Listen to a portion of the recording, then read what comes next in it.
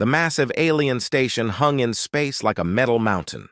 Inside its cold halls, creatures from a dozen different worlds sat around a glowing table, their eyes, tentacles, and sensor organs all focused on the same thing, a small blue planet.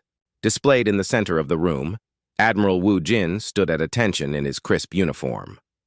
The Korean officer had served Earth's space fleet for 20 years, but he had never seen anything like this. Alien beings that looked like giant insects clicked their mandibles together. Crystal creatures that sparkled like living diamonds hummed in strange frequencies. All of them stared at him with what he could only call hatred. The largest insect creature spoke first. Its voice came through the translation device as a harsh, buzzing sound. Human Admiral Wu Jin of the planet called Earth. You stand before the Galactic Council to hear our final judgment. Wu Jin kept his face calm, but his heart was racing. He had expected this meeting to be difficult, but the cold anger in the room surprised him. These aliens had invited humanity to join them in space exploration just 12 years ago. Now they acted like Earth was their greatest enemy. Commander Lee Hanna watched the meeting through a secure video link from Earth's capital city. She was humanity's best diplomat, the woman who had helped negotiate trade agreements with 5 different alien species. Her hands shook as she listened to the translation. The crystal being at the head of the table began to speak. Its voice sounded like wind chimes in a storm. The species known as humans has violated every law of civilized space. You expand too quickly. You take planets that do not belong to you. You refuse to follow the rules that keep peace in our galaxy, Lee. Hanna wanted to argue. Humans had only settled on empty worlds. They had asked permission before building colonies. They had followed every treaty they had signed. But she could see in the aliens' eyes that arguing would not help now. Worst of all, the crystal creature continued, you refuse to accept your place. You act as if you are equal to species that have traveled the stars for thousands of years.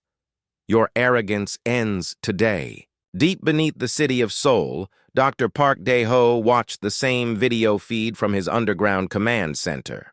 The scientist had spent the last decade preparing for this moment. He had hoped it would never come, but hope was a luxury he could no longer afford. Park Dae-ho reached for a red button on his control panel. His finger hovered over it as he listened to the alien judgment. Around him, dozens of technicians waited for his signal. They all knew what that button would do. Would activate Protocol Exodus, a plan that had taken years to prepare. The insect leader spread its forearms wide. The Galactic Council has reached its decision. The human species will abandon the planet Earth within 30 standard days. Every human must leave.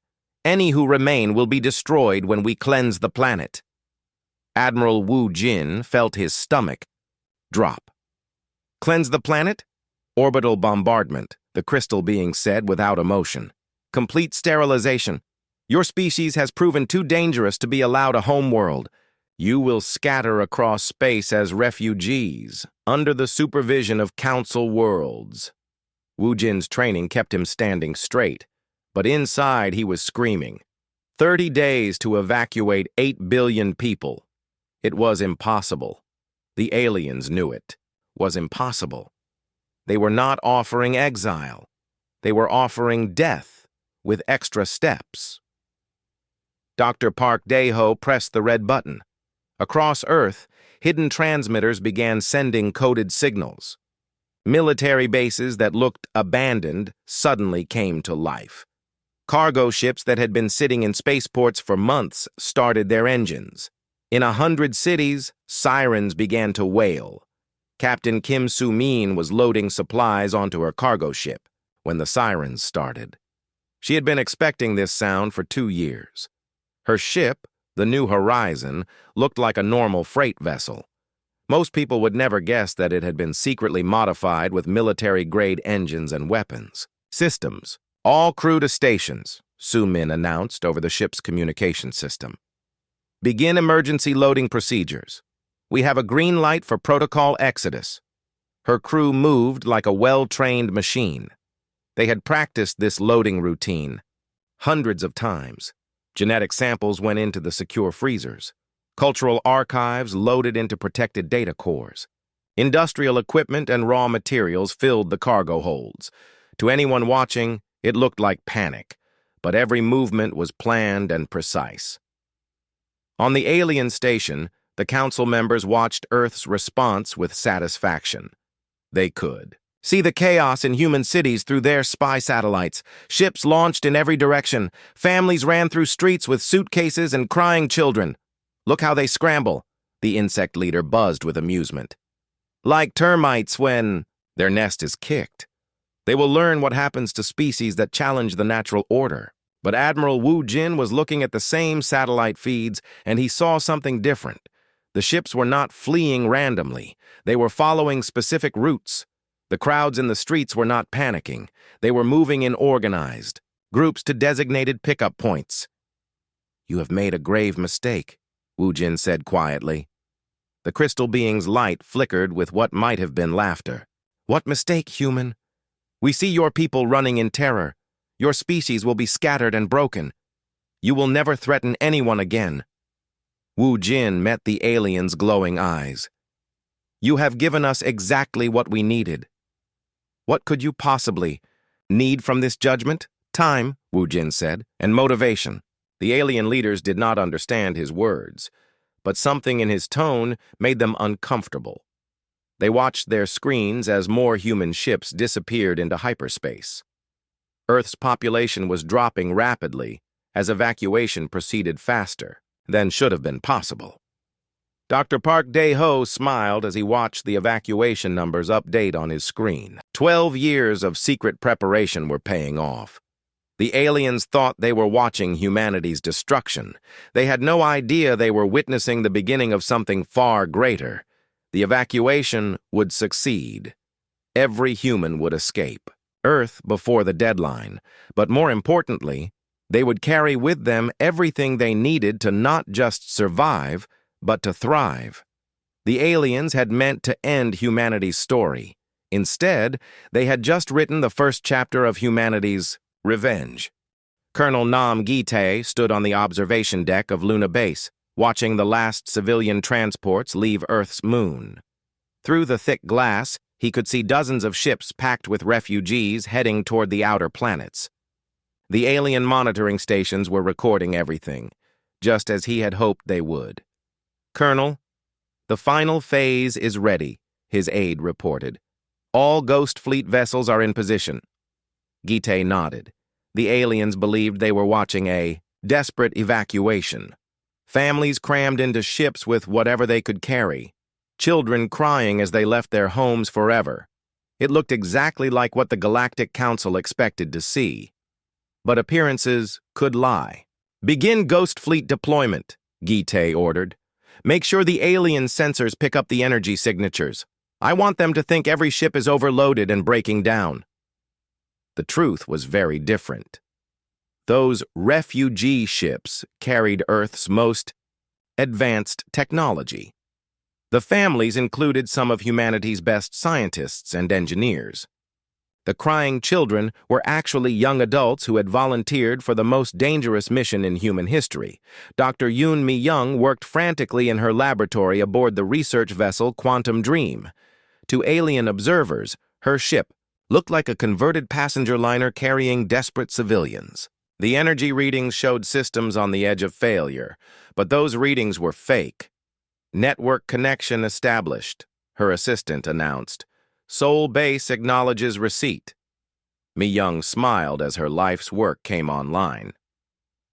The quantum communication system she had spent 8 years developing was now connecting human ships across impossible distances. The aliens had never discovered quantum entanglement communication. Their spy networks could not detect it. Their code breakers could not crack it. "Send the confirmation code to all Ghost Fleet commanders," Mi-young said.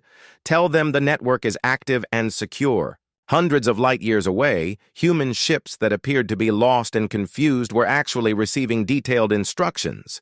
Colony sites had been chosen years in advance. Supply drops were coordinated down to the minute. What looked like chaos was actually the most organized evacuation in galactic history. Lieutenant Choi Jun-ho piloted one of the last shuttles leaving Earth's surface. His passengers were a mix of elderly civilians and what appeared to be their belongings. The alien surveillance satellites recorded another heartbreaking scene of humanity's defeat. "Granddad, will we ever see home again?" a young girl asked. The old man sitting next to her. "Someday, little one," the man replied with a gentle smile. "Someday, we will come back to this place." Junho glanced at his passenger manifest and almost laughed. The elderly civilian was actually General Park Hwan-soo, Earth's top military strategist. The little girl was Lieutenant Kim So-ra, one of the youngest officers ever to graduate from the Space Academy. The belongings were quantum beacons that would serve a very special purpose when the time came. As his shuttle climbed toward orbit, Junho could see the great cities of Earth. Spread out below, Seoul, Tokyo, New York, London, all of them looked empty and abandoned. But he knew better. Hidden deep underground, automated systems were preserving everything humanity would need to return. The aliens wanted Earth intact, and they would have it. But they would never truly possess it.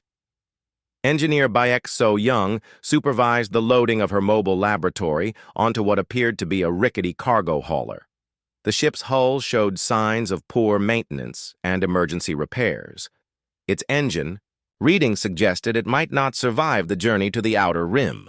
"Ma'am, the quantum beacons are secured," her chief technician reported. "All units are programmed and ready for deployment."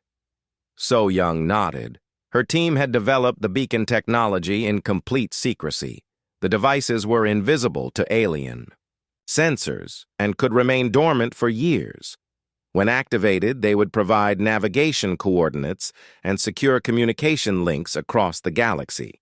"Remember," she told her team, "we are just desperate refugees trying to escape with our research equipment. Act tired, act scared, act defeated." It was not hard to act scared. The plan they were executing was incredibly dangerous. If the aliens discovered the truth, humanity would face immediate extermination. But fear was a small price to pay for freedom.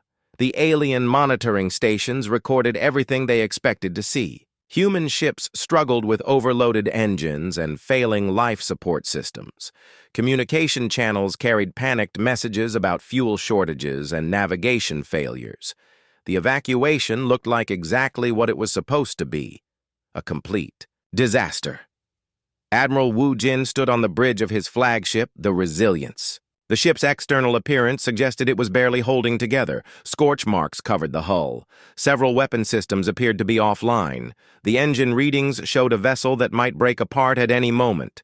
"Admiral, all ghost. Fleet vessels have reported successful deployment," his communications officer announced. "The aliens have no idea what they are really seeing." Wu Jin looked at the tactical display showing Earth shrinking behind them. Every human ship was following its assigned route to predetermined destinations. The aliens thought they were watching 8 billion refugees scatter randomly across space. They had no idea they were witnessing the beginning of the largest coordinated expansion in galactic history. "Sir, incoming message from the Galactic Council," the communications officer reported. The main screen flickered to life, showing the crystal being who had delivered humanity's death sentence. Its light pulsed with satisfied colors. "Human Admiral, we see your evacuation is proceeding.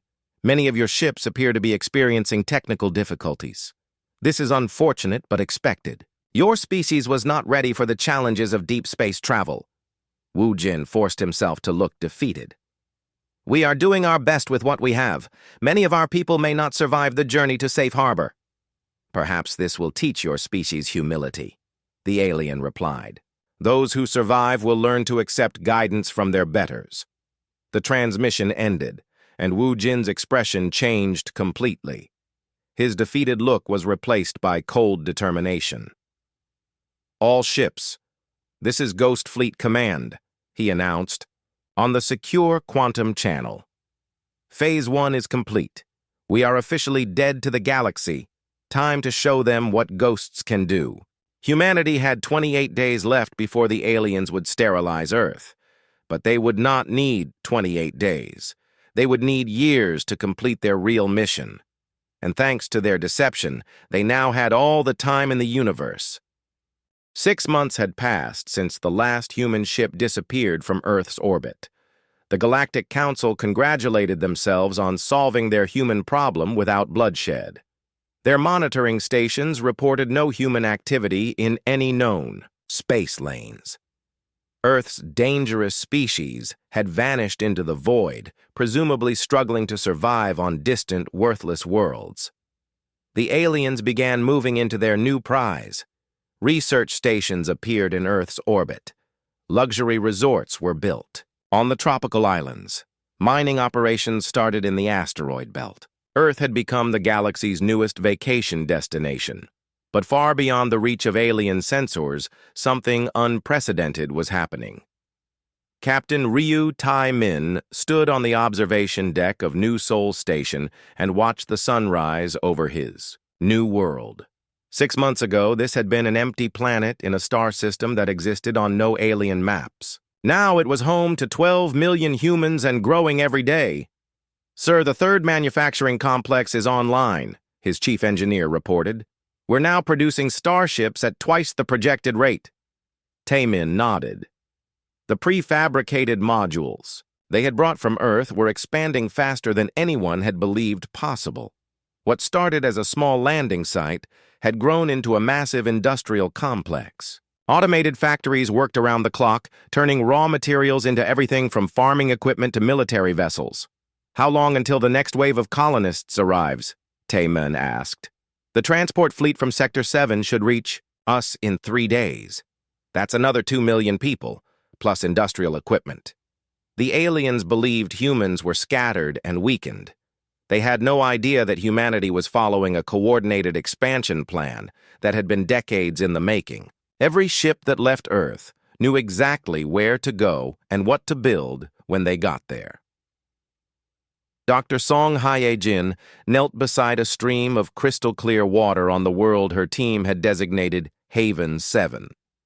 The planet had been a frozen wasteland when they arrived.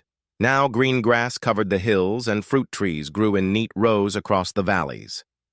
"The atmospheric processors are exceeding all projections," her assistant said, checking his tablet. "We've increased oxygen levels by 12% in just 4 months. Hye-jin smiled as she watched children playing near the water. Human children, born free under an alien sun. The Galactic Council thought humans would struggle to survive on marginal worlds. They had no idea that humanity had developed terraforming technology that could transform dead rocks into paradise in months instead of centuries. "Begin Phase 3 of the biological seeding program," she ordered. "I want Earth standard forests established within the year." The genetic engineering techniques her team used were beyond anything the aliens had ever imagined. While they spent decades studying how to grow simple crops on new worlds, humans were creating entire ecosystems from scratch. Commander An Dong-il floated in zero gravity aboard his command ship, surrounded by holographic displays showing human settlements across 2,000 light-years. Each point of light represented a thriving colony that the aliens believed did not exist. "Status report from all sectors," he announced into his quantum communicator. "Sector 1, operational. 47 colonies online. Total population 18 million, came the first response. Sector 2, operational. 31 colonies online. Total population 12 million. The reports continued for several minutes. By the time the last sector checked in, An Dong-il was looking at numbers that should have been impossible. Over 300 human settlements with a combined population approaching 200 million people. "All sectors. This is Ghost Fleet Command," he announced. "Phase 2 objectives have been exceeded. Begin Phase 3 immediately. It's time to show the galaxy what humans can really do." The quantum communication network Dr. Yoon-mi Young had created linked every human settlement in an invisible web of information. Battle plans, scientific discoveries, and industrial techniques spread instantly across impossible distances. While aliens struggled with communication delays of months or years, humans coordinated their expansion in real time. Captain Shin Yon Woo supervised the launch of her factory ship's latest production run. 12 brand-new destroyers left the construction bay, their hulls gleaming under the light of a foreign star. Her mobile shipyard had built more warships in 6 months than most alien species produced in a decade. "Ma'am, the next batch of raw materials has arrived from the mining fleet," her production manager reported. "We can begin construction on the heavy cruisers tomorrow." Yanwu studied the production schedules on her screen. Every number exceeded the original projections. Human engineering was advancing at a rate that defied all known patterns of technological development. "Double the production quota," she ordered. "If we're going to reclaim our home, we'll need every ship we can build." The aliens had made a critical error in their understanding of human nature. They believed that scattering humanity would weaken them. Instead, it had created hundreds of independent research and development centers, each pushing the boundaries of science and technology in different directions. On dozens of worlds, human scientists worked with desperate intensity. New propulsion systems that could cross the galaxy in days instead of months. Weapons that could crack planets. Shields that could deflect the energy of entire stars. Technologies that the aliens had never dreamed possible were becoming reality. In hidden laboratories throughout the Outer Rim, the Galactic Council's monitoring stations detected none of this activity. Human settlements were too far away and too well hidden. Their quantum communication networks were invisible to alien sensors. As far as the galaxy knew, humanity had simply vanished. But in the deepest parts of space, where no alien had ever traveled, a new power was rising. Every day made humanity stronger. Every week brought new colonies online. Every month saw advances in technology that pushed them further ahead of their former oppressors.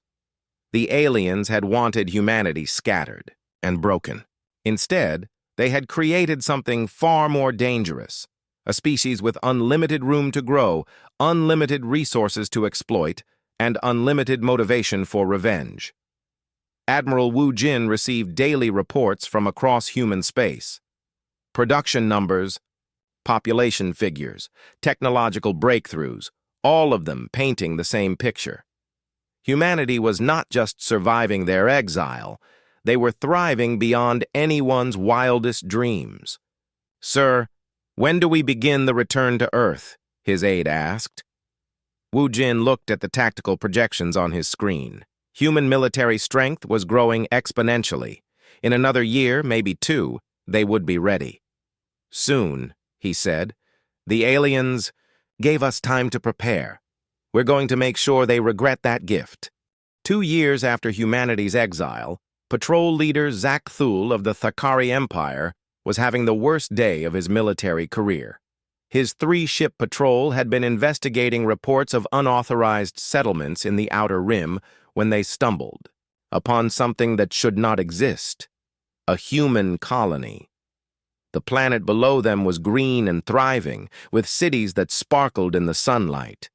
Orbital stations hung in perfect formation around the world. Most shocking of all, dozens of warships moved through the system like they owned it. "Impossible," Zakthal buzzed through his translation device. "The humans were scattered. They have no ships, no weapons, no technology." Lieutenant Commander Oh Sung-ho watched the alien patrol ships from his command center on New Kyoto. His defensive fleet had been tracking them for 3 days, waiting to see what they would do. Now that they had discovered the colony, there was only one choice. "All ships, this is Defense Command," Oh announced on the tactical channel. "We have 3 Thakari patrol vessels at the edge of the system. You know what to do." The human warships moved with deadly precision. They had been designed using technology that was decades ahead of anything the aliens possessed. Their weapons could strike targets from distances the aliens thought impossible. Their shields could absorb energy blasts that would destroy entire fleets.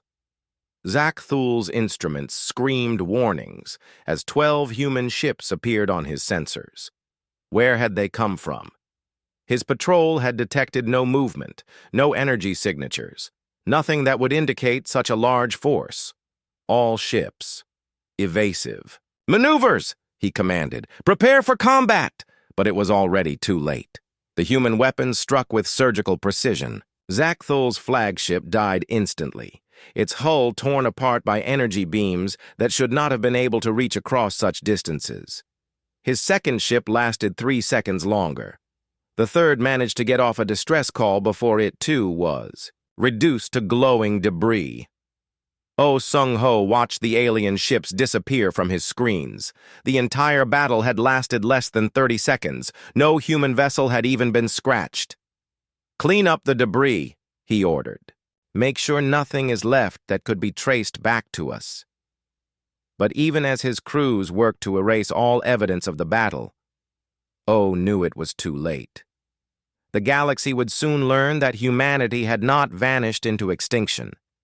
They had evolved into something far more dangerous. 300 light-years away, the Galactic Council received Zak Thul's final transmission. The message was brief and terrifying. Human colony discovered. Advanced technology. Fleet destroyed. Require immediate, then silence. The crystal being who had delivered humanity's exile order felt something it had never experienced before. Fear. The message made no sense. Humans were primitive refugees struggling to survive on worthless worlds. They had no colonies. They had no fleets. They had no advanced technology. "Send a battle group to investigate," it commanded. 10 ships, heavy weapons. Find out what happened to that patrol. But when the battle group arrived at the coordinates, from Zak Thul's message they found nothing. No colony, no orbital stations, no warships. Only empty space and a few asteroids that looked like they had been there for millions of years. Admiral Kang Min-soo smiled as he watched the alien search fleet from his cloaked command ship. Human stealth technology had advanced far beyond alien capabilities. Entire fleets could hide in plain sight, invisible to even the most advanced sensors. "Sir, the aliens are preparing to leave," his tactical officer reported. "Let them go," Kang replied. "They've seen enough to worry the Council, but not enough to understand what they're really facing."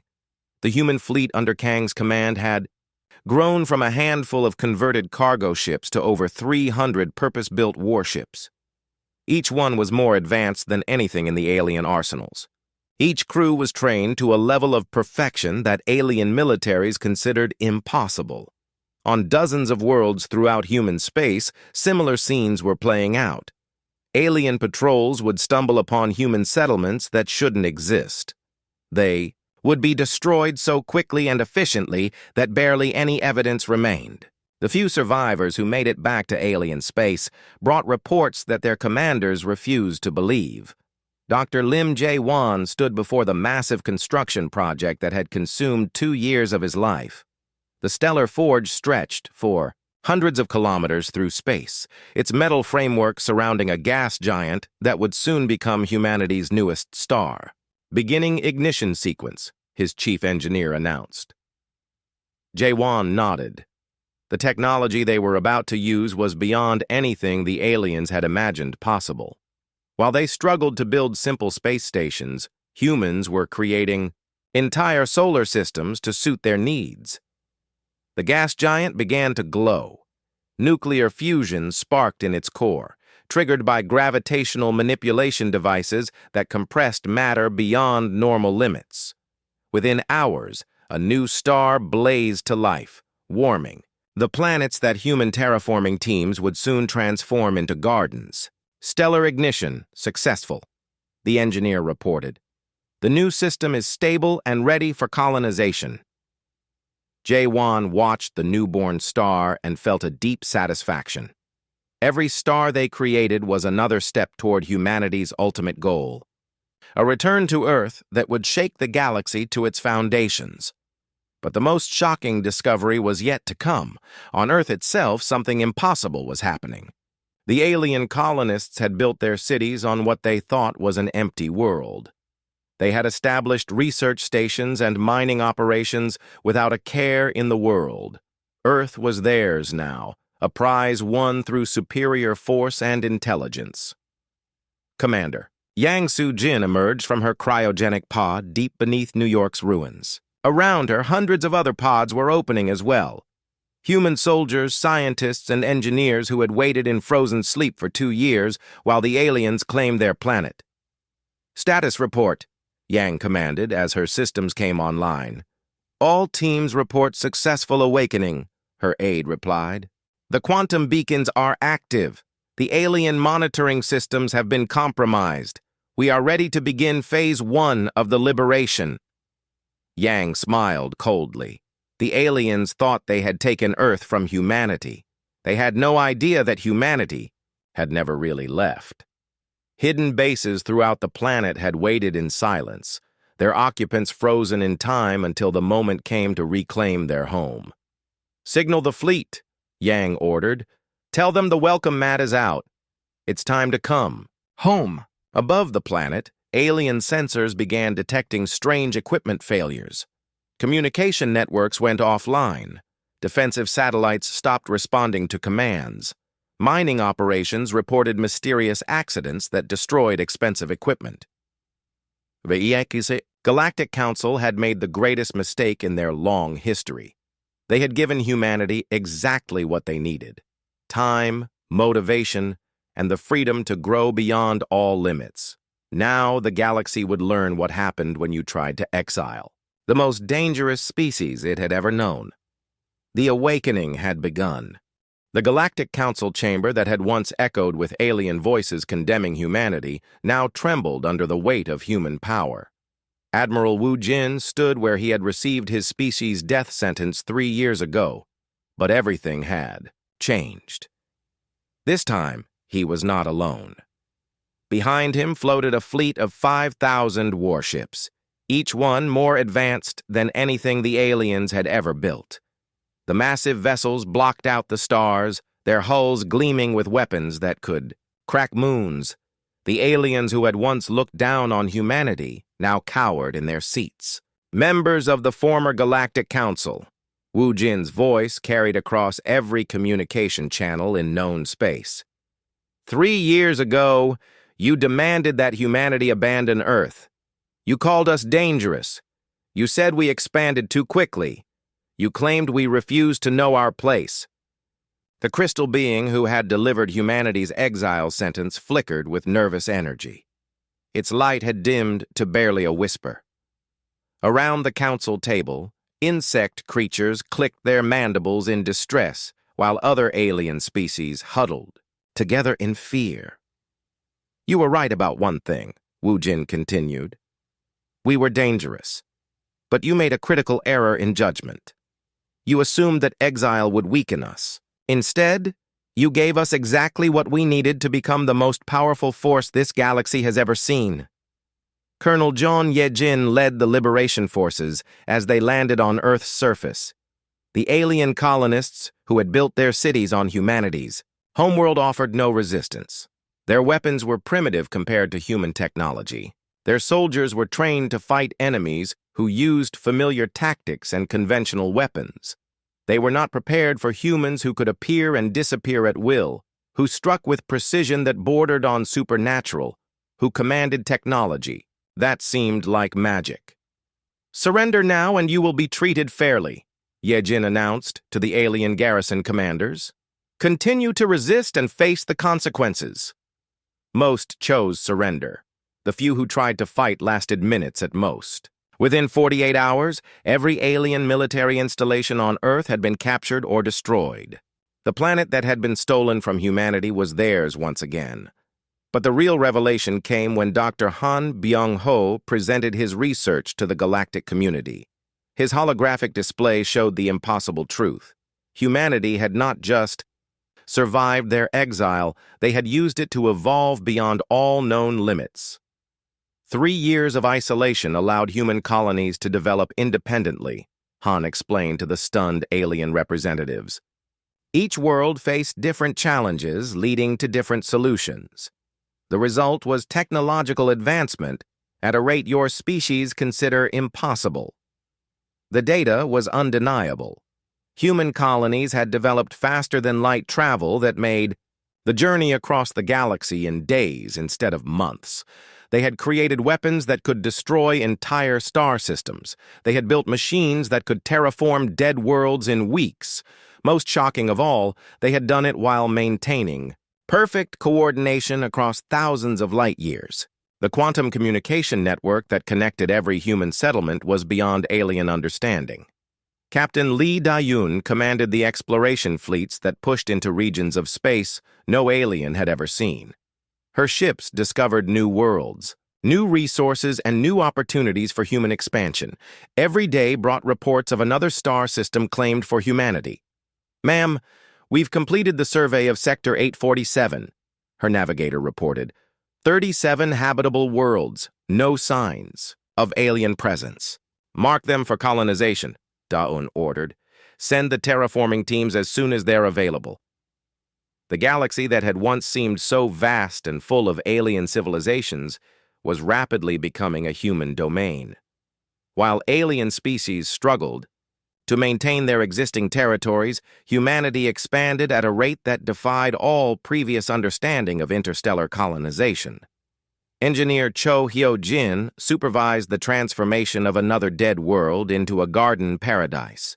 Her terraforming technology could create Earth-like conditions on any planet within months. Deserts became forests, frozen wastelands became tropical beaches, toxic atmospheres became breathable air. "The atmospheric processors are online," her assistant reported. "We should have a full oxygen-nitrogen atmosphere within 6 weeks. Cho smiled as she watched automated systems begin seeding the planet with Earth-based life forms. Every world humanity touched became more beautiful, more alive, more perfect than what had been there before. The former Galactic Council faced a choice that their predecessors had forced on humanity: submit or be destroyed. But unlike the aliens, who had shown no mercy to Earth, humanity offered something different.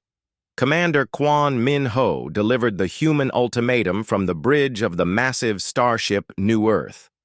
The vessel was the size of a small moon, its weapons capable of sterilizing entire planets. But the message it carried was not one of destruction. "The age of alien dominance is over," Kwon announced.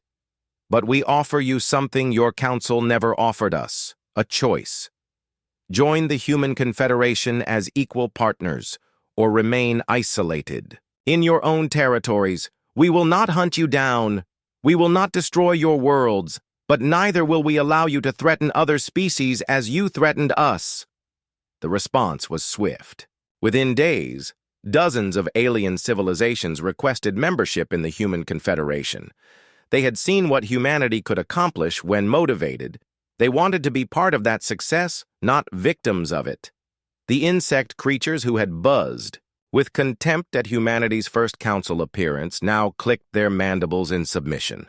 The crystal beings who had glowed with superiority now flickered with desperate hope for acceptance.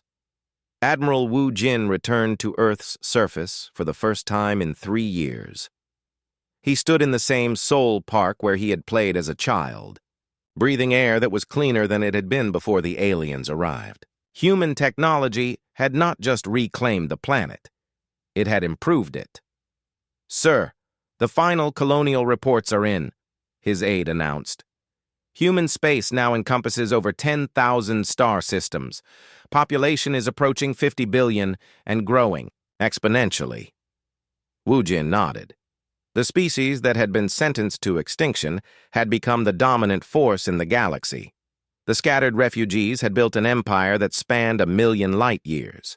And the alien response? Most have requested Confederation membership. The few holdouts are confined to their original territories and pose no threat. The galaxy had learned its lesson. Exiling humanity had not been punishment. It had been liberation. Free from the constraints of alien oversight, humanity had grown beyond all limits. They had become something unprecedented in galactic history, a species that improved everything they touched. Earth's children had returned home, but they had brought the entire cosmos with them. The age of humanity had begun.